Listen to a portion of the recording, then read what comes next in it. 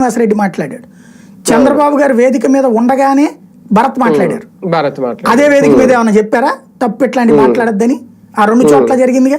కానీ ఆ తర్వాత మందలించారని మాత్రం ఇందులో ఇది కూడా ఎకో సిస్టమ్ నడిపించుకొచ్చేస్తే ఇక్కడ చేస్తున్నారు.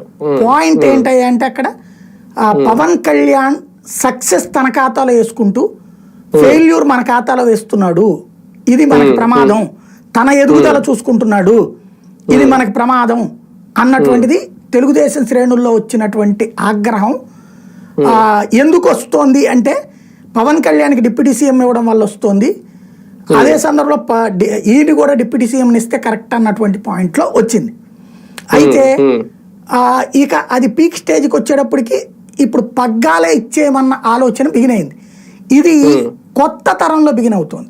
ఎందుకయ్యా అంటే ఇప్పటిదాకా డిప్యూటీ సీఎం అనేది కొత్త తరం వాళ్ళది, సీఎం అన్నది పాత తరం వాళ్ళకి బిగిన్ అవబోతుంది.